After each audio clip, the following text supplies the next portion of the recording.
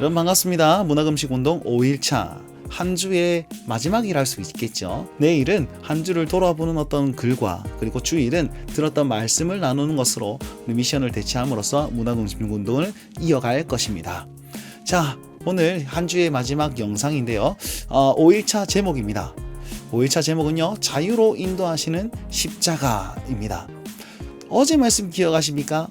어제 말씀 십자가 위에서의 예수님께서는 죄 용서와 그리고 뭘 선포하셨다고 그랬죠? 자유를 선포하셨고, 그 자유는 희년과 연관이 되어 있다라고 했습니다. 그래서 오늘 그 희년에 대해서 좀 더 자세하게 묵상해보고 배워보는 시간 가지도록 하겠습니다. 자, 오늘의 말씀 함께 읽어보도록 하겠습니다. 누가복음 4장 18절에서 19절 말씀입니다. 시나브로 노트 빈칸 채우기 하시면서 함께 따라 읽겠습니다.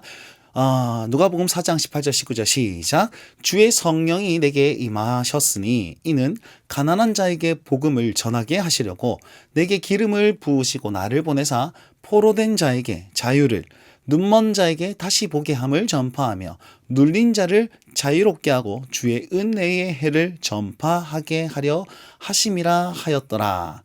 아멘. 자, 자유로 인도하는 십자가입니다. 희년의 의미를 한번 살펴보겠습니다. 희년은 무엇입니까? 희년은 다른 말로 은혜의 해라고 얘기를 하고 있습니다. 은혜와 연관이 되어 있죠. 그래서 좀 더 풀어서 설명하면 죄 용서로부터 시작되는 은혜입니다. 자, 희년은 다른 말로 하면 그냥 한번 누리는 것, 회복을 의미하기도 하지만 회복된 삶을 또 의미하기도 합니다. 결국은 죄 용서받은 사람은 어떻게 살아야 됩니까? 희년의 은혜로 계속 살아야 됩니다. 라는 것을 알 수 있습니다. 희년은 어떤 날이냐면 우리가 안식일이 있지 않습니까? 7일이 안식일입니다. 7년은요, 안식년이라고 해가지고 땅을 쉬게 만드는 그런 해입니다. 7년의 안식년이 7번 더해서 이제 50년째 되던 해가 바로 희년입니다. 그래서 희년은요, 은혜가 선포되어지고 그 자유를 누리고 이제 모든 것이 회복되는 해가 바로 이제 이 희년인데, 선포되는 때가 언제냐면 바로 대속죄일, 이때 선포됩니다. 대속죄일은 또 무엇이냐? 조금 어렵습니다. 그죠? 대속죄일은요, 1년에 한 번 대제사장이 지성소에 들어가서 하나님께 예배를 드리고 하나님 앞에 이제 온 이스라엘의 죄를 사하여 주옵소서, 죄사함의 어떤 선포하는 그런 날이거든요. 결국 희년은요, 죄 사함과 굉장히 연관이 되어 있습니다. 은혜로 말미암아 죄에 사하여진 주의 백성들이 죄에 대한 책임과 형벌에 대해서 자유함을 누리는 거예요. 그리고 그 자유하기 때문에 어떻습니까? 기쁨으로 사는 거죠. 세 번째는 기쁨으로 살다 보니까 그냥 값없이 받았잖아요. 은혜로 받았잖아요. 그러니까 감사하게 되는 겁니다. 희년의 그런 핵심적인 건 뭐냐면 자유의 선포와 그 다음에 기쁨의 해와 그 다음에 감사의 해다라고 요약할 수 있습니다. 자, 이렇게 정말 기쁘고 정말 은혜로 받았으니까 결국 내가 받은 은혜를 누구에게 갚아야 될까요?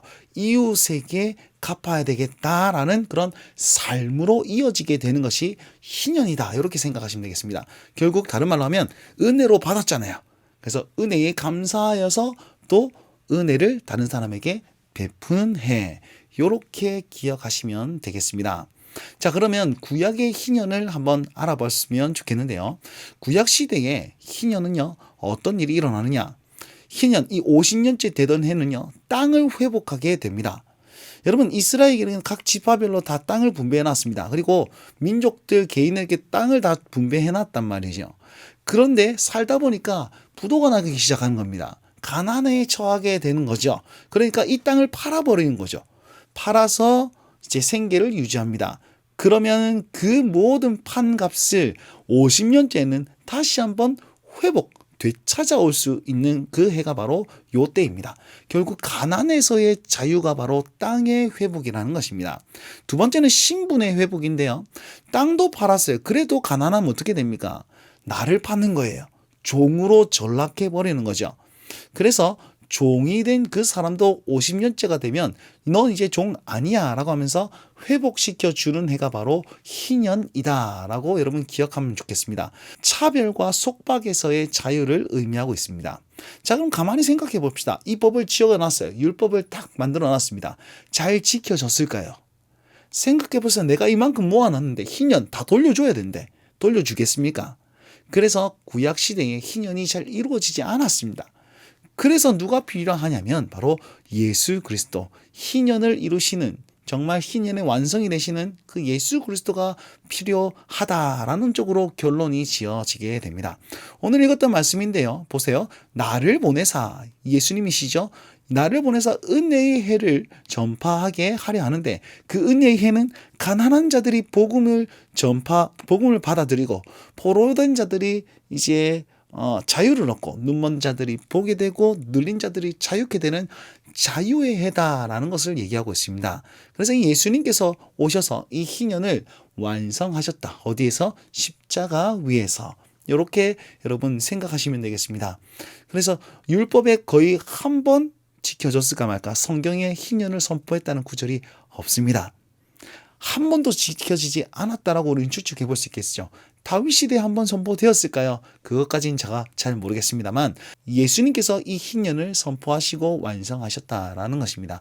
예수님의 희년은 어떤 의미가 있을까요? 예수님께서는요, 자유를 선포하셨죠. 죄의 속박으로부터 자유, 그 의미를 그대로 가져와 가지고 회개하는 모든 자들에게 죄와 형벌과 그 책임에 대해서 자유케 하는 역사들을 이루셨습니다. 신분의 속박으로부터 자유 역시 마찬가지입니다. 예수님을 믿으면 가난한 자건 인종이 어떻건 나라가 어떻건 상관없이 존귀한 자로서 형제 자매로 회복하게 되는 거죠. 자, 그리고 세 번째는 물질의 속박으로부터 자유할 수 있습니다. 가난에서부터 회복된다 그랬죠. 그럼 예수님께서 희년을 선포하셨으니까 우리에게 막 돈을 막 주고 이렇게 됩니까? 그게 아니고 가진 자는 나눌 수 있고 없는 자는 만족할 수 있는 그런 물질의 속박에서부터 우리를 자유케 하셨습니다. 여러분 보십시오. 그 삭개오가 예수님을 만났더니 다 주지 않습니까? 사도행전에도 은혜를 받았더니 성령 충만했더니 다 나누지 않습니까? 그 일들을 이루신다는 것입니다. 그것이 희년을 살아가는 성도들의 해야 될 일이라는 것이죠. 결국 보십시오. 자유를 얻었더니 사랑과 섬김의 행동이 나타난 거예요. 이게 진정한 희년의 의미라고 볼 수 있겠습니다. 그렇게 자유를 얻고 사랑과 섬김으로 살면 어떻게 됩니까? 하나님 나라가 이루어지는 거예요. 누가복음에서는요, 이 희년은 하나님 나라와 거의 동의어입니다. 결국 희년은 하나님 나라다라고 말할 수가 있습니다.